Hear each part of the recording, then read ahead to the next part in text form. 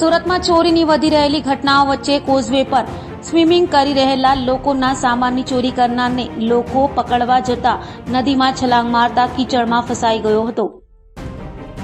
સુરતમાં ચોરો અવનવી તરકીબો અજમાવે છે ત્યારે કોઝવે ખાતે તાપી નદીમાં સ્વિમિંગ કરી રહેલા લોકોના સામાનની ચોરી કરનારને લોકો પકડવા દોડતા તેણે તાપી નદીમાં છલાંગ મારી હતી। જો કે નદીમાં પાણી ઓછું હોય ચોર કીચડમાં ફસાઈ ગયો હતો, જેથી ફાયર અને પોલીસને જાણ કરતા ફાયરે કોઝવેમાં કીચડમાં ફસાયેલા ચોરને રેસ્ક્યુ કરી બહાર કાઢી પોલીસને સોંપતા રાંદેર પોલીસે વધુ તપાસ હાથ ધરી છે।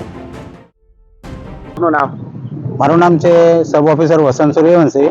હું મોરાબગલ ફાયર સ્ટેશન પર અમને ફાયર કંટ્રોલ તરફથી કોલ મળ્યો કે એક વ્યક્તિ કાદવમાં ફસાયેલો છે કોઝવે, એટલે અમે ફાયર એન્જિન લાસ્કર સાથે લઈને ઘટના સ્થળે આવી ગયા છે અને કોઝવેમાંથી અમારા માણસો ઉતરવાના હતા, પણ એ એક બેટ પર ચડી ગયો, કાદવમાં નજીક હતો એટલે એક બેટ પર ચડી ગયો એક વ્યક્તિ, ચોરી કરીને કંઈ ભાગતો હતો એવી રીતે મેસેજ હતો પોલીસનો અમને, અને એ બેટ પર નીકળી ગયો એટલે ગાડી અમે ત્યાં કોઝવેથી બીજી જગ્યાથી રાંદેર બાજુથી બીજી જગ્યાએ લઈ આવ્યા નીચેના ભાગમાં, અને ત્યાંથી પાછા નીચે ઉતાર્યા છે।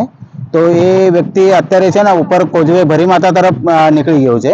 અમે રાંદેર બાજુ છે, રાંદેર બાજુથી અમારા માણસો ઉતારેલા છે, એ આગળ પહોંચી ગયા છે અને ભરી માતા તરફથી પોલીસની ગાડીઓ બધી ઉપર ઊભી જ છે, એ પ્રકારે ઉપર જાય છે।